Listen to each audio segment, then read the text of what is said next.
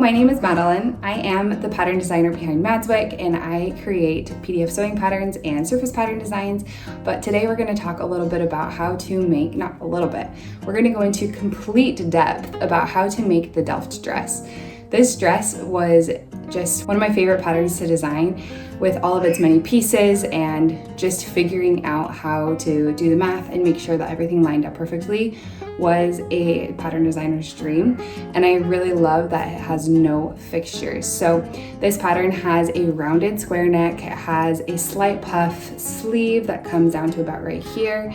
It has a high-low waistline, so it comes down in the front and then comes up in the back. And then it has several panels that create these amazing scalloped effects. So it has two tiers on the skirt with these scalloped effect shapes. And then it has a big wide skirt. It gives you the best twirly moments.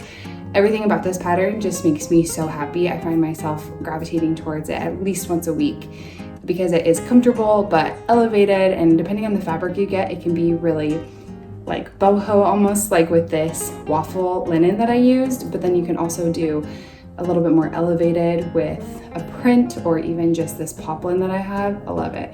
The next version I want to make will be out of a like a jacquard. I just think it would be so gorgeous, especially in the winter with like tights and high heels and a really cute bag. I could see myself wearing it to, I don't know, Christmas events or things like that. So the Delft dress, if you are wanting to follow along with this tutorial, you're gonna need to have the pattern. I will have the pattern linked below in the description. You can find it on my website, my Etsy, or in my stockists across the world. All of these patterns right now are PDF only. But if you're also just curious about the pattern and on the fence about it, you could watch through this and see if this is something that you would like to tackle, because this is such a fun dress to sew. It is incredibly satisfying. It looks a little bit more complicated than it is. I actually have it rated as an adventurous beginner because the skills used in it are not overly difficult. It's actually just a lot of gathering, things like that, adding pockets. The hardest tricky bit might just be lining up the seams, but this is a great way to test your knowledge and your skills by using those basic skills over and over and over again. So like I said, this is an adventurous beginner pattern. If you have sewn a couple of garments before, you should be okay, especially with this video and the instructions. I walk you through in the instruction booklet, I walk you through every single step. Every step is illustrated, but there's also this video tutorial to just give you extra visuals, because I know that could be so helpful. So if you are going to make this pattern, please make sure you have the pattern booklet, the instruction files, everything ready to go, and then you can go ahead and sew this with me, or of course just watch and see if you want to make it. All right, this pattern comes with 4 files that you should download. First, the instruction booklet, which is what I am holding right here. Second, you need to have the US letter sizing, or A4. That will come in 1 file that can be printed anywhere in the world. It is formatted to print just fine in Europe and in the US. Now, if you're printing from home, you will use that file. If you are not, then you have the other options. There is a projector file and an AO file. Projectors, for those of you who have a projector and know how to do that from home, I do have information in the pattern and a little bit more on my website about tips and resources for projector file sewing. And then AO is if you're going to send it to a copy shop. I also have recommendations on my website and my resources page that gives you guidance on a few recommended places that I have vetted and I recommend, and some discount codes for AO printing. I will also link those below. I also have a video linked on page 3 of the instructions about how to assemble a US letter and A4 page and how I recommend. I give you 3 different ideas of how you can assemble those pages, my favorites, and a few recommendations and quick tips. And then I also have a recommendation to download Adobe Acrobat. It is a free resource. It's a free application you can download into your computer so that you can only print the size that you need. So for example, I made a size 3 in this pattern, and what you can do is you can click on the little layers panel, which I'll put right here so you can see it. And if you click on the layers file, you can just click on the size that you want to print. Highly recommend doing that, as it helps not obscure different lines, as sometimes they can be kind of close together, how they are graded and the different notches. So highly recommend using the Adobe Acrobat layers function it just saves a lot of time, especially when you go to cut out the pattern. If you are using a fabric shop for an AO file as well, if you are using a like I know that Brooklyn Motif, and I believe that the other one that I have linked, the PDF pattern plotter, that you can usually suggest to just print your size. So those are options for you. Of course, some people like to have multiple sizes printed, you do you, but I just want to put that out there that I think that having your size only can make it a lot easier when it comes to cutting it out. So a few specs let's talk about. So the rating is adventurous beginner. Then the sizes, there are 15 sizes, and I have those sized from 1 to 15. Those correspond to 0 to 32 and like US, UK sizing. Let me give you those measurements. So if you are a 32-inch bust or 81 centimeters, all the way to a 60-inch bust or 150 centimeters, that's kind of the size range.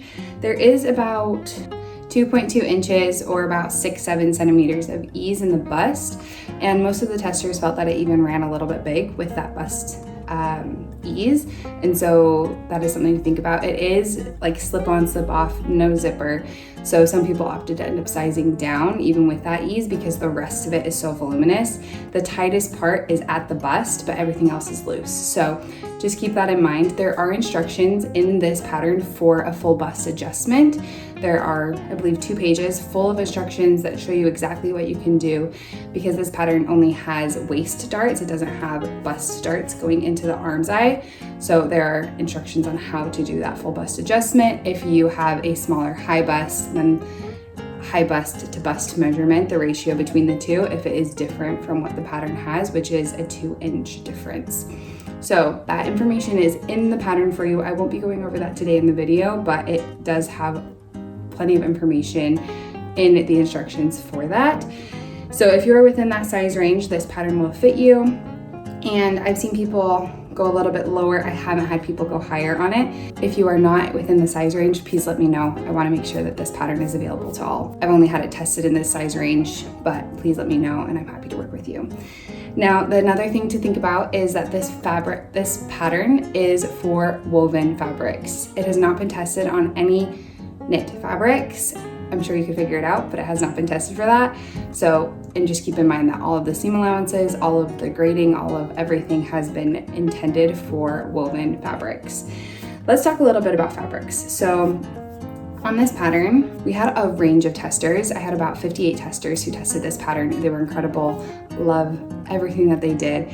The overall feedback about fabric was that sometimes they felt that prints sometimes obscured the style lines. Some people really enjoyed that. It was like a peekaboo moment. And then other people wished that they had chosen a solid. I think it's completely up to you. I have versions of both and I love both just differently. So keep that in mind, that a busier print may obscure the style lines on the skirt, but of course the choice is obviously up to you. And then there were a few other feedback things about different drapiness of the fabric. I have one out of a linen waffle that is very drapey. I absolutely love that one, but I will say that it does increase the level of difficulty. I think that comes with any drapey fabric, that it automatically increases the level of difficulty, but even more so a little bit on this pattern because we are dealing with some seams that are on angles and we're dealing with some points and things like that. So just keep that in mind that if you're picking up an overly drapey fabric, it may increase the level of difficulty from adventurous beginner to intermediate. It also does affect the fit. Not in a bad way, just in a different way. So if you're adding drape to this pattern, it is going to fall on your body just a little bit differently. I'll show you a little bit of a difference between my poplin version, which is a structured fabric, versus my drapier linen waffle fabric. Both are lovely. I love them for different reasons, but they are just going to fit differently. Both I would recommend, just for different reasons. And so keep that in mind. So what I have written in the instructions is that you should use a lightweight structured fabric because this pattern is intended as an adventurous beginner pattern. But of course, you could use a drapey fabric like viscose linen waffle like I had because it was such a loose weave linen. That's why it created some drapiness. Viscose, rayon, but they might increase the difficulty. If you're looking for a really easy fabric, I used a cotton seersucker from Spoonflower and I used a poplin. The poplin was the easiest to work with. I also think that a denim would be absolutely stunning, and a jacquard fabric anything with some real structure is really gonna show that skirt and the details really, really well. I think you can have so much fun with this. So please tag me in whatever you make, because every single fabric combination has just been mind-blowing to me and I love them all. So thank you. But just keep that in mind. The yardage on this pattern, you're gonna need between 4 to 6.1 yards/meters of fabric. Because there are so many tiers and such a big skirt, it does take a lot of fabric. Some people use bed sheets and it looks incredible. So don't skip on going to thrift stores and using bed sheets. This is a great pattern for bed sheets because if you're using a cotton bed sheet, it's just gonna hold that structure and look really, really great. So keep that in mind, but about 4 to about 6 yards of fabric or meters in between there. There is a full size chart on my website and also on page 7 of the instructions. This pattern has about 10 pattern pieces, so when you go to cut out, make sure that you have all of the pattern pieces. Make sure that if they needed to be cut out twice, that you cut them out twice, or if they need to be cut out 4 times, that you cut them out 4 times. Make sure that you cut them out appropriately and on the grain. So on fabric, the sides of it is called the selvage, and that is the grain line that you want to follow. And sometimes there is one pattern piece that will be cut at a 45-degree angle. That is called the bias. Make sure that you follow those notes on the instruction pieces and the pattern pieces, or on the page number 8 in the instruction booklet. It will tell you how to cut those pieces out. I also have cutting layout suggestions on page 10 for you right there, as well as some printing tips and layout tips that I think are just general good rules to follow so that you are minimizing your fabric consumption. Now, once again, I mentioned on page 11 through 12, I have information about the full bust adjustment. If you would like to do that, it gives you information on how many inches to add in per cup size. I add information about how to adjust the pattern length on page 13. Now, this pattern, the bodice is relatively short, and so I don't encourage you to adjust the length in the bodice just based on tester feedback and also based on the high-low hem. I have included length and shorten lines if you would like to adjust it. I will just say, if you are going to adjust the length, I would recommend that you start with the skirt first, as I've included information on page 13. I think that you will get a better result, but if you do have a shorter torso or a longer torso and you want to adjust that, I would use the slash and spread method, and you can find information about that in many places. Also, feel free to message me, but I would not do that as a first line of defense. Of course, if you are dealing with pattern adjustment, things that you would like to do, please make a 12 first, because this pattern was tested on many bodies and I'm giving the information based on all of the feedback I received from them. And I just suggest always making a 12 if you are worried about pattern fitting adjustments. So a 12, make it out of something really inexpensive, try it on, see how it works. You can use big stitch lengths, don't serge, make it quick and dirty. Make sure it fits how you like before making any adjustments. Now, another thing to note before we get into sewing is that I use a 1 centimeter or 3/8 of an inch seam allowance throughout this pattern, pretty much on everything except for basting lines and stay stitching lines, which I'll get into in a minute. But just keep in mind that the general seam allowance is 1 centimeter, and I will put it up on the screen if anything is different. If there's any outlier, I will put it on the screen. If not, the default centimeter, which also is in the pattern. All right, the first thing you're gonna do is turn on your sewing machine, and we're going to be stay stitching along all of the curves of the bodice. So you're gonna reduce your stitch length. I went ahead and got a 1.8 or 2 millimeters. That is my preferred stitch length for thin fabric, but you could go less or more. If you have a thicker fabric, of course, you're gonna have it a little bit higher. Now we're gonna be doing this right on the edge of the presser foot with a smaller seam allowance. The seam allowance is going to be at 6 millimeters or 1/4 of an inch, because these stitches are going to be hidden and they're gonna stay. So I'm doing this all along the bottom of my bodice right now. You can see I'm going around those dart points and then doing all of these curves. I'm making sure that I do not pull on these curves at all. The reason that we are stay stitching them is so that they do not stretch out.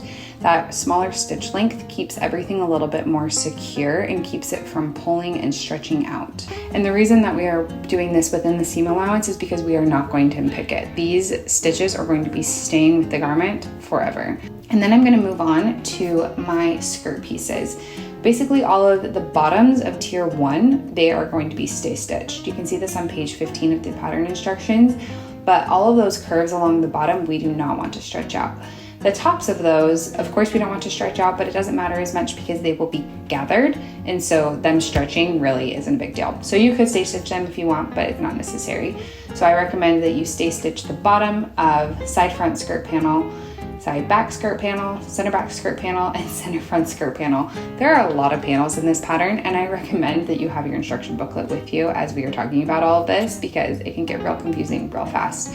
But you will notice that there is a little bit of madness to this, but in the best way possible, and it's very organized. So once you've gotten all of that stay stitched, we're gonna go ahead and do the darts. Now I like to get out my pattern piece and I cut out the dart. It just makes it a little bit easier to mark the pattern piece, and I really enjoy doing it that way. So I get some sort of tailor's chalk. I use like a typical tailor's chalk, but you may have a pen or whatever it is that you have chosen. I know that a lot of people swear by like heat erasable pens. I'm trying those next. Let's identify. Right side is the side that has the pretty print. The wrong side is the one that's whitish and not got the pretty print, okay? That is demonstrated by white fabric is the right side and gray fabric is, in the instructions, is the wrong side. Another option is kind of weird, but what I do is I do it with pins. So with the right side facing up, I stick a pin right in where the dart is gonna be. Like I said, this is kind of a unique method, but I find that it works the best for me because sometimes those tailor's chalk lines just disappear when you are on the sewing machine. I don't know what happens, but the light under there just hides everything for me. So then I pin the bottom of the dart. This is all on the right side. So now I'm gonna flip it over and I can see those markings on the wrong side. Of course, you could have just started on the wrong side, but I like to make things complicated. This is just how I do it, and any method that you choose is just fine. We're all here to sew and have a good time, but this is what I have chosen to do. I'm zooming in here a little bit for you. So now I'm using that pin to kind of mark it on this side. This just, I don't know what it is, but I feel like I'm getting it so much more exact right here. I'm showing you the top of the bust dart with that pin and the bottom with the other two pins. And basically what I'm going to do is I'm going to fold and pinch with right sides together, and then I just pin that top of my dart. I just make sure it's all lined up perfectly, and then I pin the two bottom pieces of the dart together, right? So you're gonna be folding along the center line of the pattern piece. See, I had cut my pattern piece out just to make it easier, but if you are looking at the pattern piece, you're going to be folding along that center line, and then you're going to be sewing along the two outer lines. Right here, it's going to be a straight line from the waistband all the way up to the bust dart section. I personally sew off the edge of the bust dart, the apex, and then I do the back stitching in the seam allowance. I have found that that helps me not get the pointy Madonna bust situation. So you can see that right there, I am here within the seam allowance. I also noticed later that this seam kind of curved. I did end up going back and fixing it. I wanted that to be a straight line. Press the seam allowance towards the center of your bodice. All right, I've gone ahead and done that. I've done both bust darts, or they are technically called waist darts. I've gone ahead and done both of those. I have pressed them towards the middle, and I am laying that pattern piece with right sides up. And then I am taking the back bodice piece and putting it with wrong sides up, and I'm pinning the shoulder seams. Then I'm gonna go ahead while I'm at it, and I'm going to pin those side seams of the bodice. And then you're gonna go ahead and take that over to the sewing machine and sew it with a 1 centimeter seam allowance. You will sew all of those seams as well as serge them. And when I say serge in this video, I also mean finish, your preferred method. You could of course do a zigzag or any other stitch that you have on your machine that does something like some form of zigzag to keep your fabric from fraying. Now take it back over to the ironing board. You're going to trim all of your threads, and once you have done that, you are going to press all of the seam allowances towards the back. So the shoulder seams will go towards the back as well as the side seams. Now take your sleeve. So you should have 2 sleeve pieces cut out and they should be mirrored. Now we're going to be doing a lot with this sleeve. We're going to be basting between the notches. You will notice that there are 2 notches that represents the back of the sleeve, and you also will have 1 notch that has the center, that one's at the very top, and then 1 notch that will be the front. We're going to go over and we're going to baste. So we're going to increase our stitch length all the way as high as you can go. Mine has 5, and then I will not be back stitching. I will be basting those lines at the sleeve head, so between the 2 double notch and then all the way to the single notch on the far side. And I normally would recommend that you leave long threads so that you can pull those basting stitches. My machine struggles to do that, so I keep them pretty short. Once you've basted, now you're going to go ahead and we're going to place it with wrong sides up. You can see my basting already kind of pulled a little bit, but we haven't gathered those yet, so please don't worry. But with wrong sides up, we're going to pre-press the hem. This just makes it a little bit easier. Once you've sewn the side seams together, it's a little bit trickier to get this pre-pressed edge when it's already in a circle. And I don't have a tailor's hand, so I highly recommend doing it this way. Now take your sleeve and place it with right sides together on the side seams of your sleeve, and you're going to pin along that side right there. You're going to keep that pre-folded edge open, pin it together, and we're going to take it over to the sewing machine and stitch that up. You have now completed creating that like full circle of your sleeve so that it can wrap around your arm. Be sure to reduce your stitch length back to your preferred setting. Mine was 2.4 for this project. And then you're going to backstitch and sew along the sleeves side seam. And you make sure that you had that pre-pressed edge opened. So it's pre-pressed, but we are not sewing it folded. See how it's pre-pressed, but it's sewn together all the way to the end. Do that for both sleeves. All right, so I'm going to stick that sleeve into my arm's eye, and I'm going to line up those seams, the bodice side seam along with the sleeve seam, and we're going to pin those together right there. I always recommend starting with that seam because it will be the most obvious if you make a mistake there. Then you're going to just gently place the sleeve within that curve right there. Then I line up that notch that was in the middle of the sleeve with the seam at the shoulder of the bodice. And while I'm doing that, so you can kind of see I'm trying to fish for it and try to find where it's at, because sometimes it can get a little obscured once you've started gathering. Just make sure that once you have pinned all of the notches and that they're all lining up, that the gathers are distributed evenly. So you don't want all of the gathers to be pushed to one side or anything. That's just going to create what's a pleat instead of gentle gathers, which is what the pattern calls for. Once you've done that, you've got everything pinned all the way around, you're going to go ahead and do it on the other sleeve. Once again, then pinning from that seam allowance all the way to the first notch, and then I go back to the seam allowance and I go from the seam allowance back to the other notch on the other side, and then you're going to gently pull your gathering stitches, your basting stitches, to evenly distribute those gathers between the notches, pin at the top, and then you're going to sew all the way around. Sew all the way around that arm's eye with a 1 centimeter seam allowance. Be careful, since you are now on a curve, make sure that you are not sewing through more than 2 layers of fabric. If you are sewing through 4, you will not be able to get your sleeve turned right side out. So go all the way around. As you're going, make sure that those gathers stay nicely distributed. I suggest just being really careful and going slow. I start at the seam allowance and go all the way around from there. Make sure you are back stitching, but take your time. You can also remove that tray on your sewing machine. I opted not to. Sometimes it's helpful, sometimes it's not. So it's completely up to you. Then go ahead and serge those seam allowances or finish them in your preferred method so that they do not fray. Do this on both sides, go all the way around. Make sure if you are serging that you are being very careful that you are not cutting into anything but your seam allowance. With your bodice wrong side out, now we're going to complete the top of the bodice. If you are thinking about if you're not sure about the sleeve length or something like that, you could do this step at the end. But you're going to take that pre-pressed edge on your sleeve and you're going to fold it in. It should now be a double fold so that you have no raw edges sticking out. And I'm going to pin that in place and go all the way around. We're going to stitch it down. Like I said, if you're hesitant about the length, then maybe save this for the end, but it's really nice to have this bodice finished before you move on to the skirt. So do that on both sides.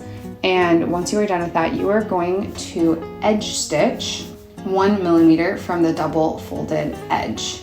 In the pattern booklet, I did suggest that you finish the sleeve before you did the bodice. You can do it either way. So now you see I've removed that tray, made it a little bit easier to edge stitch right along the edge. Now this is not on the edge of the hem, this is on the folded edge. Great. Now once you have done this, I want to take you to get your bias binding. I cut my bias binding into 2 pieces, so this is me just stitching it together.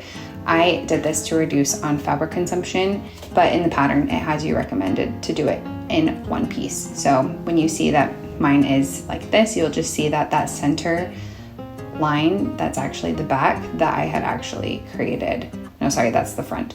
That I had created it and cut it in half and added a centimeter of seam allowance. Now what we're gonna do is we're gonna go do exactly what I had, well, we're going to pre-press the folded edge. This will just make it easier once you attach it to the neck, that it will be a lot less finicky. I have gone ahead and sewn the short edges together with that pre-pressed edge open. And I put a little pin there to remind myself that that is actually the front of my bodice piece, because I had sewn 2 pieces together. It got a little confusing, so I just put a pin there to remind myself this is the front of my bodice. And what I'm doing is now I'm going to be placing the binding of the bias binding, so the bias binding to the neckline, and that front piece right there, which has a seam. You shouldn't have that if you cut it out correctly. Mine does, but I'm starting there. It should just have a notch for you. And that should line up with the center front notch on your bodice piece, which you should have done. And basically what we're going to do is we're going to just gently put this bias binding across the flat part of the neckline. But then right here, you see it's going to curve, and I'm going to pull, and I mean pull that bias binding around the curve of your neckline. So then when it's on a straight piece, you're not going to pull very much. You're just gonna let the fabric lay where it should lay, and you're gonna match up that notch with the seam on your shoulder. That should all line up really, really well. And pin it in place. But like I said, on those straight edges of your neckline, you are not gonna be doing much. But on those curves, you are going to pull. Because if you do not, you're gonna get some wonky looking seams right there, okay? So, and things aren't gonna line up. So now we're going on the straight. We're just lining up. It should be really, really simple right there. And then once again, we are getting to a curve, and I am going to pull. And when I say pull, I do not mean pull. When I say pull, I mean stretch, and I mean stretch the bias binding, not the neckline. And then I'm lining up the back, which is where you should have a seam allowance, and your bias binding should have a seam allowance, and I'm lining that up with the center back notch that you created when you cut out your fabric. And then I'm going to get once again to that curve, and I'm going to stretch the binding around that curve quite nicely, and not the neckline, just the bias binding. So now we should have all of this pinned around with right sides together. We're going to take that over to the sewing machine, and we are going to sew that with a 1 centimeter seam allowance. Now make sure that you're not going further than 1 centimeter, and that right here, once again on this curve, you are gently pulling that bias binding to make sure that it lays flat against the neckline. Do not pull hard and break those stay stitch lines. Like, we're not being aggressive here, but we are pulling and being careful. Now, obviously we're gonna go all the way around. We're just being gentle, especially watching out for those curves. But make sure you stay within that 1 centimeter seam allowance, or this binding will not fold properly in the next step. So now we have taken your bodice, and we have it currently with the wrong side out, and we are trimming all of our excess seam allowance. I mostly just trim along the curves. It's a little hard to see where the curves are. Now I'm folding over twice. We've pre-pressed those edges, so it should be really easy. I'm starting with all of my bulky parts, my shoulder seams, all of my notches, and then I kind of do it all in between those notches. So you're folding over once with wrong sides together, and then you fold over again. Now, from the right side, you will not be seeing the bias binding. The bias binding will be completely hidden. So all that this bias binding, all that you're seeing is from the wrong side, okay? So I know that feels a little bit confusing, but it should help you a lot. Just remember, you will not be seeing the bias binding from the outside. This is a hidden bias binding. So now we have that all folded over, and you can see that those curves are still they are not wanting to be there quite yet. So I'm having to pull them a little bit and kind of shape them into space. They may try to shrink up a little bit and be a little bit skinnier than 1 centimeter. Try to avoid that if you can, but it may happen. And if that happens, then you may just need to reduce your seam allowance when you go around those edges. So I am going around and I am sewing and edge stitching about 1 millimeter from that double folded edge.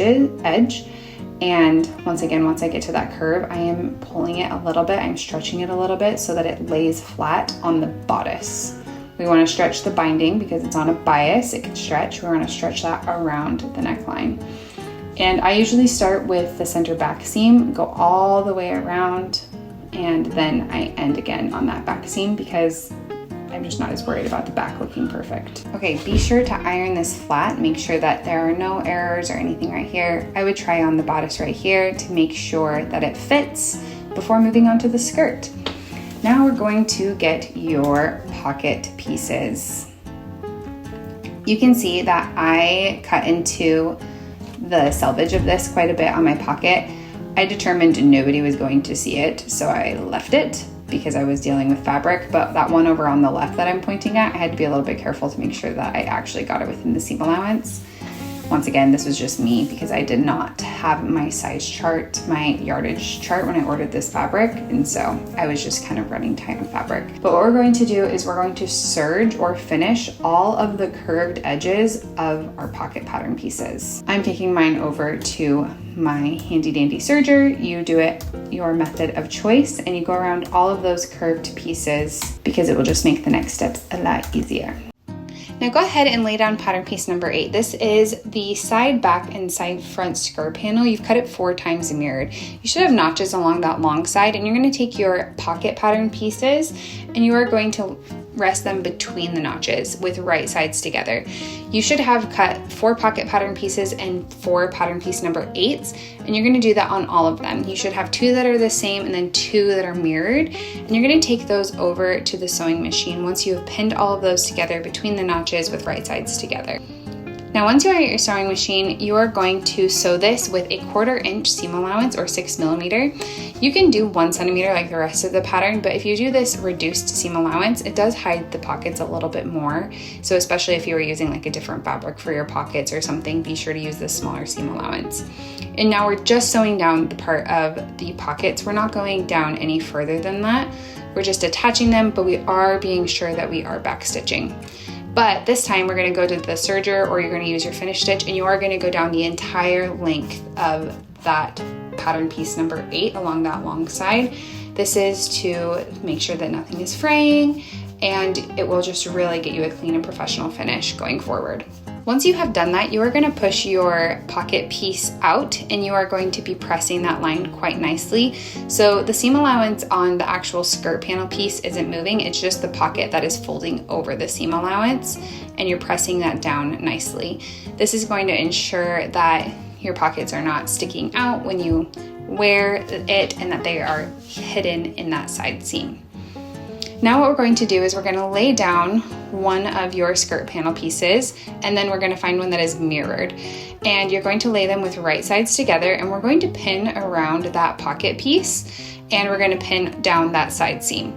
What we're doing right now is we are creating our complete side seam with our whole pocket set up, and you will see that we will have this twice, and this is going to create our lovely pockets along our skirt. Now take this over to your sewing machine, and you are going to sew about 1 inch down, and then you're going to go all the way around the curve of your pocket. We're keeping a 1 centimeter seam allowance on all of this, but we are following the outside lines of our pattern pieces. You're going to come up right here and be really careful once you get to around this part of your pocket. Go all the way up past the seam allowance, come up a little bit higher than you might think, and then you'll be shocked that once you pivot that around, it'll actually line up with the 1 centimeter on the edge. But if you cut it a little shallow, your pockets may gape a little bit. So make sure that you actually point it all the way up like the illustration shows and how I did it.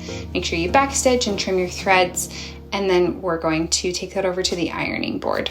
make sure that you have trimmed your threads, and then make sure that you do both side skirt panels. So those 4 side skirt panels that you originally had and the pocket pattern pieces should all now be sewn together so that you have a total of 2 pieces. Great, now once you're at the ironing board, you're gonna press the side seams open and press the pockets towards the front. You're gonna pick which one is the front. So the first one you do, just push it to, let's say, the right. And then the second one that you do, you're going to put the pocket towards the left. And that's gonna be picking your front. And then when we go ahead and do the other parts of the skirt, you're gonna be noticing that, okay, we just need to pick the one that has it pressed towards the front or pressed towards the back. All right, so now we have both of our skirt panels, those 2 side skirt panels, and we're going to base the top of these curves. We're also going to do that to the top of all of the tier 2 skirt panels.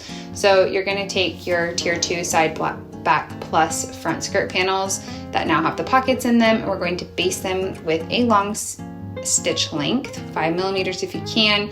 Do 2 rows of basting stitches, and those should be 1/4 of an inch from the raw edge and also an 1/8 of an inch from the raw edge. We will also be going along the top of tier 2 center front panel and along the top of tier 2 center back panel. Make sure that you do 2 rows of basting stitches. I currently have them listed as seam allowances that are within the seam allowance and of the 1 centimeter seam allowance. But if you're finding that that's too close to the edge or it's fraying, you can of course increase that seam allowance because these are removable basting stitches. I prefer to not have to remove the basting stitches if I don't have to, so that's why I give you that preferred method. But of course, if you're needing even 3 or 4 rows of basting stitches, that is of course an option. Now we're going to start working on tier 1 of the skirt panels. So you're going to take the pattern piece number 6, which is the back skirt panel, and you're going to lay it with right sides up, and then you're going to take the side front skirt panel, which is pattern piece number 5, and you're going to place those together with the right sides together. See that short side? Those line up perfectly, and so we're going to pin that short side together because we're going to be sewing and attaching them. They will create our side seam, and once you're done with that, you're going to take those over to the sewing machine with your typical 1 centimeter seam allowance. You're going to stitch those down, be sure to back stitch, then press the seam allowance towards the back, which is the taller piece. Do this on both sides. All right, we are going to begin by attaching tier 1 to tier 2. I have my side skirts panels with the pocket, and I have pattern pieces 5 and 6, which I just sewed together, and I'm going to be putting those pattern pieces together. So I'm using the bobbin threads, and I am pulling them, just the bobbin threads, not the threads on top, and I am pulling those to create the gathers of my skirt panels. And once I've done that, then I'm going to, with the right sides together, attach it to the bottom of tier 1. And a reminder that you stay stitch the bottom of tier 1, and so that is the bottom. It'll be a little bit easier for you to check that because you've already stay stitched it. There's already a line of stitching, and so it's just a little reminder and easy to remember that that is the bottom. So go ahead and gather that fabric, distribute it as evenly as you can. Sometimes I find that pressing those gathers kind of allows me to manipulate them and even them out a little bit better. This is completely a personal preference, but that is just something that I have found that pressing it can help. You're going to go ahead and do that to the other side skirt panels. Once again, that's the one with the pockets, and then you're also using pattern pieces 5 and 6 as tier 1, and you're going to be putting those with right sides together. Now remember when we talked about using the pockets and pressing them towards the front? So if you have done that and your pocket is pressed towards the front, make sure that you are picking the side skirt panel that matches with the front. So the pocket that is pushed towards the front, make sure it's actually pushed towards the front with this tier number 1 front section. If not, you'll just have to go back and press the pocket. It's honestly not that big of a deal, but that is just a little helpful tip if you were trying to consciously not have to go back and re-press the pocket in a different direction. Now I have the tier 1 center front skirt panel, which is pattern piece 4, and I am attaching it to pattern piece 9. And I'm gathering the tops of pattern piece 9 to attach it to the bottom of pattern piece number 4. You can see it's going to fit in really nicely right there. Once again, I am pinning that with right sides together. I am lining up my notches as good as I can, and those little seams on the edge should line up nicely. Distribute as evenly as you can, and you will get a really, really nice result. Now I'm starting to gather and place pattern pieces 7 and 9 together. So that is the center back panels. So the center back panel we are placing with right sides together, and we will be lining up the notches as well.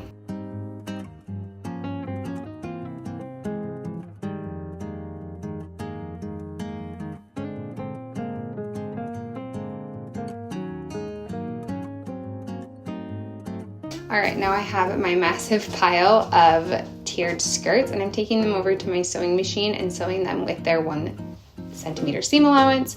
Sometimes I take a pin and I kind of help as I'm going, and I distribute those gathers. They've just noticed sometimes they've moved, and I'll just use a pin to kind of manually help and make sure that those gathers are good. Sometimes they can get kind of all bunched together. So I just go slow and I make sure that I'm doing the best that I can. Some people prefer sewing with the gathers bottom side down. They think that distributes it better. I personally find just using my needle and doing it manually is better.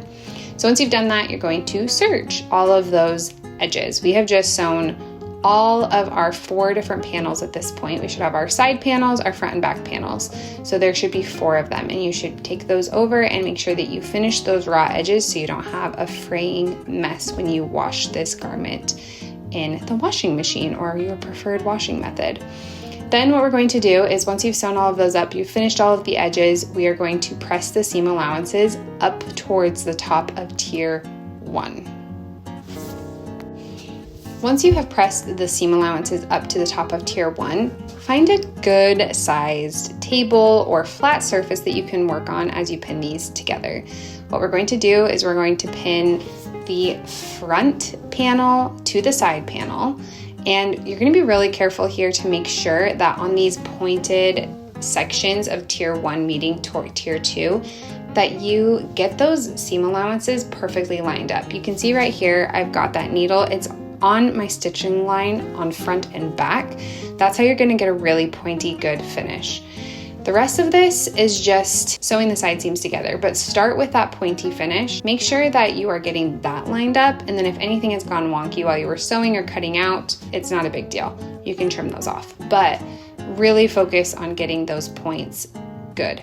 So I've done my center front panel to my side panel, and I'm gonna grab another side panel, and I'm going to be pinning that to the point and all along the side seam. Now that I've finished that, I have now opened it back up, and I am adding my back skirt panel. Once again, I am starting with that point, and I'm doing my side seam. Then I'm taking my side seam, and that we're kind of coming. So I have I am pinning the side seams of that from my center back panel to my side panel. So we really should have side panel, center front panel, side panel, center back panel. And all of those should all be attached with right sides together. The points should all be coming together, and then you're going to carefully sew those together, only sewing through 2 layers of fabric to attach our full skirt.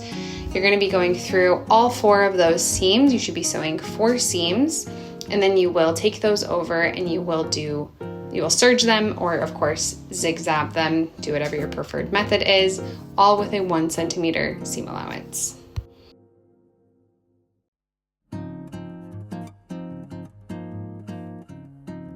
All right, now go ahead and press all of those seams. So you should have those seams pressed towards the side seams of the skirt. So like that center front panel, push the seam allowance towards the sides, towards the pockets essentially, and do that with the back as well. Push all of those seams towards the pockets, and then trim all of your threads, and then you will be baste all of your threads, and then you're going to baste along the top of tier 1.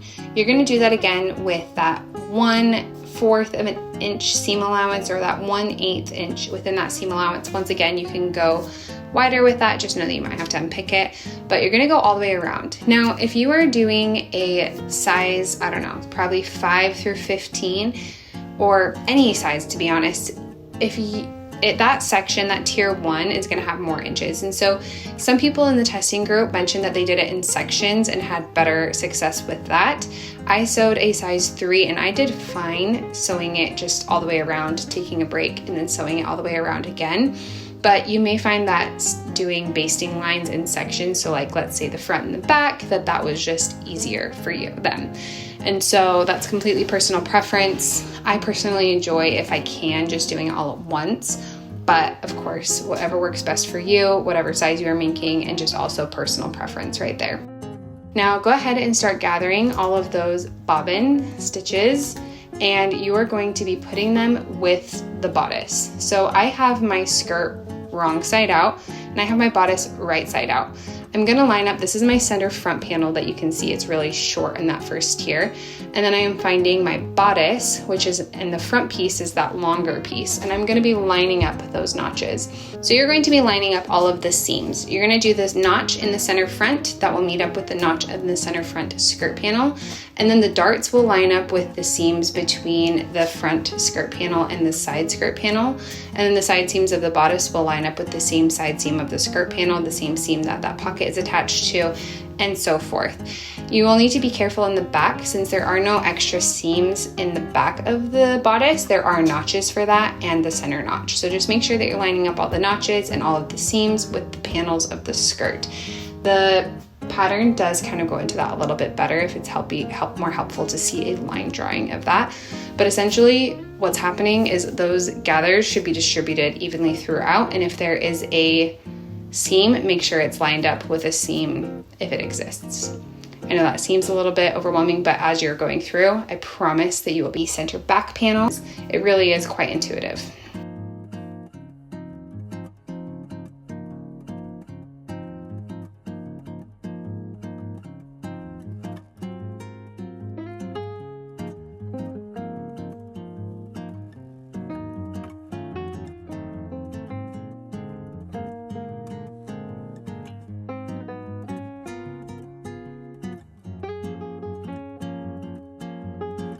The last thing we're going to do is hem the skirt. You're going to fold it up with wrong sides together up by ½ an inch or 1.3 centimeters, and then press. And then you will fold it up again by about 2 inches or 5 centimeters. This is for a wide hem. Of course, you could do a smaller hem if you would like. I prefer a wide hem. This is completely up to you. Once you have done that, you are going to edge stitch 1/6 of an inch or 1 millimeter from the folded edge. This is going to create a really beautiful wide hem that is going to allow for all of those beautiful twirling moments. Once you are done with your garment, I just want to say thank you for making the Delft dress, and I hope that this was helpful, and I hope that you enjoyed it as much as I enjoyed teaching it to you. Trim all of your visible basting stitches, remove all of your threads, any bits that you've missed, but most of all, congrats on making the Delft dress. You have now just made the perfect dress for twirling and just having a good time, and something you should be so proud of. So thank you for being here.